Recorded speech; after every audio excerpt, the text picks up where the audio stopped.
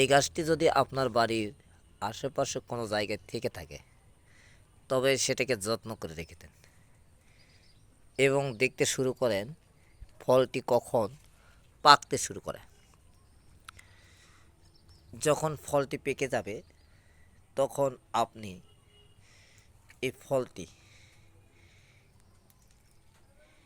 একটি করে খাবেন, সকালে এবং বিকালে। বেশি খাবেন না, একটি করে খেয়ে চেবে খেয়ে পানি খাবেন। তাহলে এর যে গুণাগুণ বুঝতে পারবেন।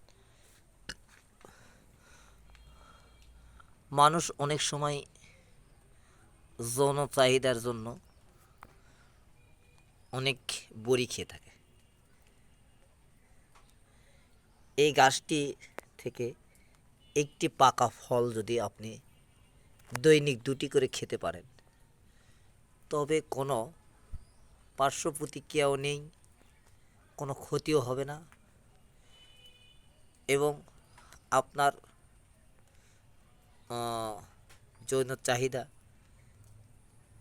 এতভাবে বেড়ে যাবে যে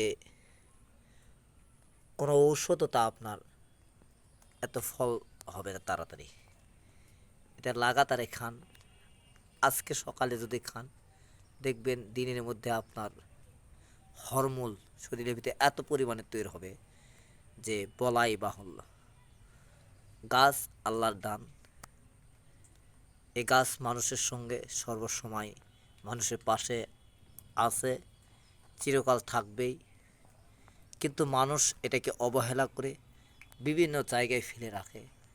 মানুষ বুঝতেই চায় না এবং খেতেও চায় না, শুধু ঔষধপাতি খেয়ে মানুষ শরীর ধ্বংস করতেছে। অথচ বাড়ির পাশে এই গাছগুলো রয়েছে, কেউ এটাকে কখনোই বুঝতেই চায় না।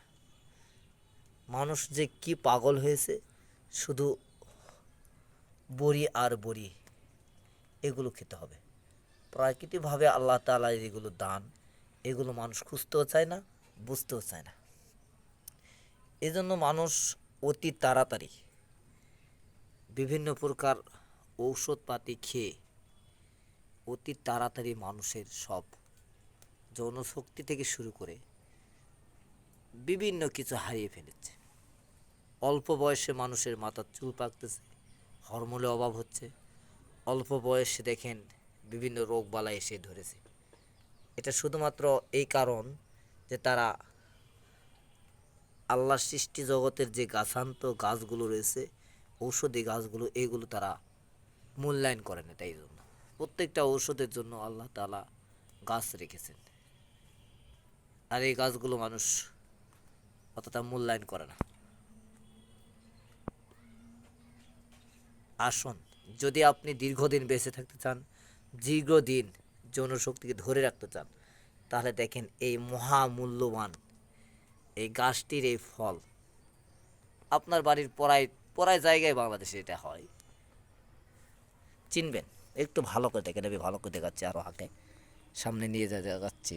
এই ফল, এইটাকে রসবড়িও কেউ বলে, আবার কেউ অশ্বগন্ধা বলে, কেউ পটকা ফুল ফল বলে, যাই বলুক না কেন, কিন্তু এটা যৌন চাহিদার জন্য খুব কাজ হয়, খুব কাজ হয়। এটা খান আপনি। এটা খেতে তো আপনাকে আর টাকাও দিতে হবে না, আমার সাথে পরামর্শও করতে হবে না, অথবা রিং দিয়ে যে 2 টাকা খরচ করতে হবে তাও হবে না। আপনার বাড়ির পাশে যদি থেকে থাকে তাহলে আপনি খান।